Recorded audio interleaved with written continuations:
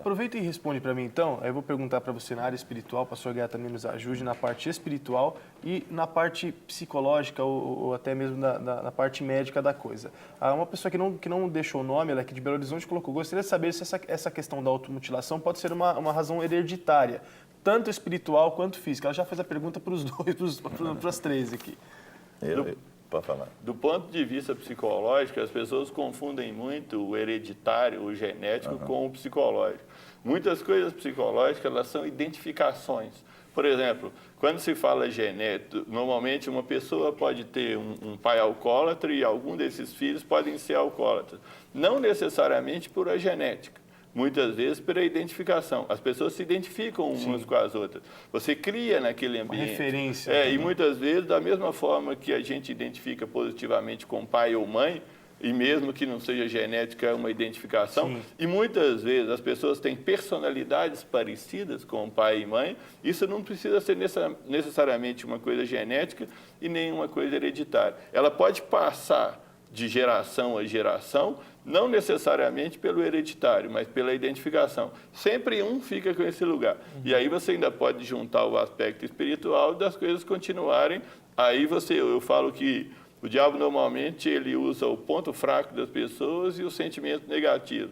Então, muitas vezes, ele acaba ele juntando o espiritual com o psicológico, ele continua aquela coisa na vida das pessoas. Mas não necessariamente é genético. E, se for uma questão psicológica, ela resolve. Eu falo que, muitas vezes, o que é genético, o que é biológico, neurobiológico, melhor dizendo, você não resolve com o psicológico. Você não consegue fazer com que a pessoa estabilize, do ponto de vista psicológico, e viva equilibrada. Sim. Só se for uma coisa neurológica, biológica, que Deus curá-la. Aí é outra história. Você ia falar? É porque a minha preocupação nesse sentido, assim, que até uma coisa que eu estava lendo, pesquisando, é quando a pessoa sai dessa situação, tá, de se automutilar, ela vai dar um vazio, né? Ela vai liberar tudo, vai colocar para fora, tá. E esse vazio, ele vai congelar a pessoa no sentido até espiritual. E é aí que o inimigo entra. Então, eu creio assim, quando a pessoa sai dessa situação, ela tem que ter um acompanhamento ou uma área espiritual para ela preencher esses vazios dela. Sim. Porque eu estava lendo uma reportagem que muitas vezes a pessoa sai da automutilação, ela fica tão fria nesse vazio. Quando se sai, ela venceu a automutilação. Venceu. Aí ela vem um vazio nela que se uma pessoa cair morta do lado dela, não vai sentir nada. Indiferença, né? Você entendeu? Não sente indiferença nenhuma. Então, para mim, nessa questão, o inimigo pode entrar nisso aí, que aí é questão espiritual. Sim. Você entendeu? Se não preencher, aí tem que ser um trabalho até espiritual, levar ela, né, a conhecer a palavra, Sim. se conhecer, levar ela a reviver isso. Sim. Entendeu? Para preencher esse lado. Eu queria estender a pergunta aqui para os nossos dois músicos aqui, o Scooby e o Fabrício. Inclusive, deixa eu mostrar aqui, gente, que o Fabrício me mostrou o CD depois. Depois que eu falei que eu ia dar de presente o do Scooby, ele mostrou o CD dele. Para falar assim, o meu você não precisa... Mas eu vou dar também, viu, Fabrício? Agora você entregou aqui. O Fabrício que também canta, tá aqui, ó. Infinitamente Mais. Fabrício de Oliveira. Tá aqui esse CD abençoadíssimo para você. Ainda bem que eu cortei a unha, ó. Dá uma olhada ali, tá bonito. Scooby e Fabrício, eu imagino... Eu queria que vocês falassem um pouco sobre o poder da música nesse processo de cura e também no processo de preencher vazios dentro do coração alheio, dentro do coração da gente mesmo. Não precisa ser o alheio, não, pode ser o nosso mesmo. A gente tem uma passagem na Bíblia muito interessante que fala de Saul. Quando Saul estava atormentado espiritualmente, não era nada físico, mas espiritual, e quem sabe aquilo já tivesse liberado alguma coisa física em Saul. Mas ali foi chamado Davi, que era um excelente músico, um cara que tocava harpa, tangia sua harpa com muita destreza, e ele apenas tocava, aquela música era capaz de afugentar, acabar com aquela opressão maligna que Saul sofria. A música tem muitos poderes, principalmente a música cristã, com que você se consagra. Fala um pouco sobre a experiência que você tem na libertação, na ajuda, na recuperação com a música. Amém. Eu acredito no poder da música, porque a música é a palavra de Deus cantada. Né? Você citou um tema muito abrangente. Eu me recordo também de Atos 16, onde conta a história de Paulo e Silas, no momento em que eles estavam... Muito bem falado. Um momento crucial. de açoite, aprisionamento. Paulo, tem olhado para cima e falou, e agora? O que nós vamos fazer? Não era uma automutilação, mas a mutilação ela vinha, né? Ela vinha. E aí falou, vamos adorar. E a adoração quebrou as cadeias, rompeu com as barreiras, com as limitações e trouxe a liberdade. Então, acredito que o louvor, que é o que nós fazemos, ele é injetado com uma unção e uma presença de Deus que de certa forma, ela vai em lugares onde nós não vamos, ela toca em rádio, toca em DVD, toca em outros lugares e quebra, de fato, barreiras. Eu tive experiência que pessoas ouvindo um CD dentro de um hospital, a pessoa levantou de um coma, a pessoa saiu do CTI. Então, é a forma que Deus usa, é o veículo que Deus usa para se fazer presente no lugar. Amém. Fabrício, até ia perguntar para você também a questão de você externar na música, porque a gente percebe que a automutilação é você externar um sentimento de uma maneira para você conseguir controlar aquela dor, se punir, e às vezes o músico tem isso, mas o músico coloca isso em letra, ele vai traduzindo isso nas letras, ele externa isso de alguma forma, e a gente vê o salmista falando tantas vezes de coisas assim profundas, a gente olha para o salmista e fala, meu Deus, ele estava ali no pior momento da vida dele. Isso tem um diferencial também na sua vida, Fabrício? Tem, só que na realidade, dentro do meu caso, eu me preocupei em trazer a palavra de Deus para dentro das minhas músicas.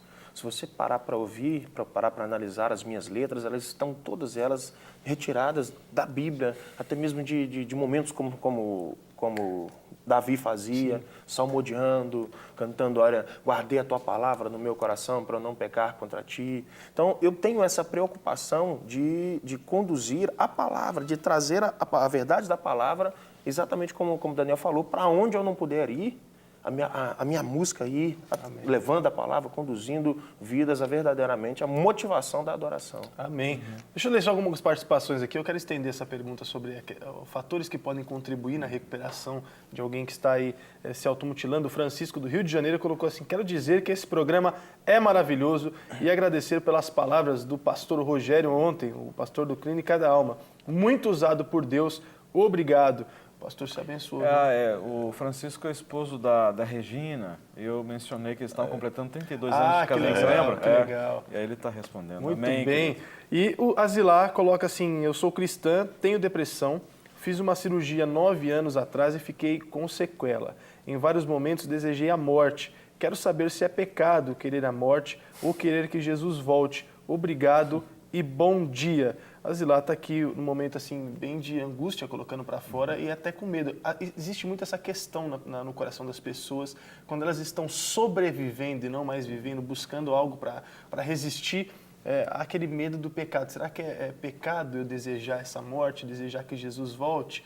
E, na verdade, a gente pode trazer, não precisaria entrar no pecado ou não é pecado, mas sim na solução para esse sentimento que tem destruído o coração dela e feito ela sobreviver. Estou errado, gente? Não, existe uma terceira opção que ela não colocou entre a morte e Jesus voltar, é a ideia de que ela pode viver melhor, a pessoa pode ter uma qualidade de vida. A depressão, na verdade, a base da depressão é quando você coloca, por exemplo, a sua vida toda, você aposta todas as suas fichas em uma questão só e não dá certo, ou ela passou por uma cirurgia como ela passou, ficou com alguma sequela e tem que ver o que aconteceu nisso. Ela perdeu, ela tem que sair da depressão, ressignificar a vida.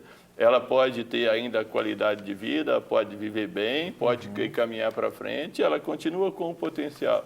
Então, ela pode, enquanto Jesus não volta ou Deus não tira ela daqui, ela pode ter uma qualidade de vida muito boa se ela trabalhar essas coisas. E outra coisa também, que ela não deve carregar o sentimento de culpa, né? Ela vai, conserta com Deus e tira, que esse sentimento de culpa também traz outro peso em cima do que ela já tem.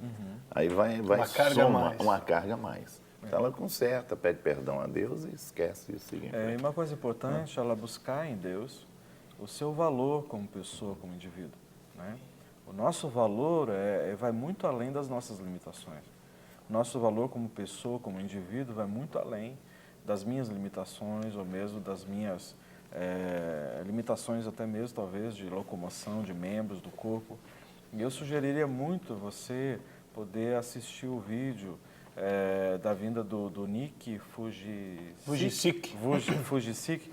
Ele esteve aqui na Lagoinha e ele dando o testemunho dele, o que Deus tem feito com ele, sem braço, sem perna, e tem viajado o mundo todo e servindo o Senhor, porque ele descobriu que o valor dele como indivíduo é muito maior de ter membros ou limitações. Né? E esse testemunho, viu, Zilá, você encontra no lagoinha.com, www.lagoinha.com. Foi a vinda do Nick Vujicic para cá, que é um australiano fantástico e tem palestrado pelo mundo afora. Ele esteve na igreja lá e, assim, inundou o coração da gente com uma boa palavra e também com uma injeção de ânimo sobrenatural. E eu vou sugerir ainda mais para você. Zilá, procura esse pessoal maravilhoso do Clínica da Alma. Você está aqui em Nova Lima, aqui do lado de Belo Horizonte. Aliás, é uma extensão de Belo Horizonte, é um puxadinho de Belo Horizonte, é aqui bem pertinho. Então, você, por favor, é um puxadinho bonito, né? Porque Nova Lima é um lugar bonito, né? Então, o pessoal não vai ficar muito triste lá, não. Mas entre em contato com a Clínica da Alma. Todos os contatos estão passando aqui embaixo. A gente sempre reforça aqui que eles atendem lá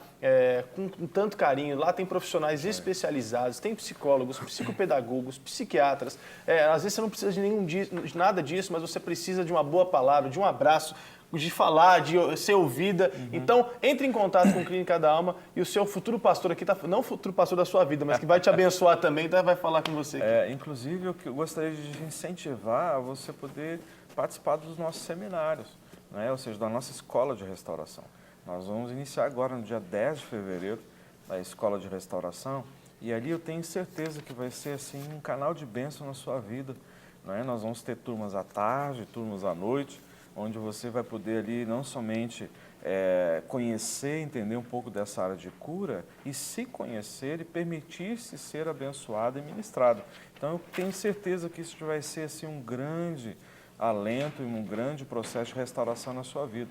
Então, assim, olha, 10 de fevereiro nós estamos iniciando, vai até dia 25 de março, as nossas aulas, segunda e terça-feira, e eu aguardo você lá. Procura a gente lá, só a Zilá que mandei a mensagem lá pro programa de Tudo Um Pouco, nós vamos querer dar um abraço em você, viu?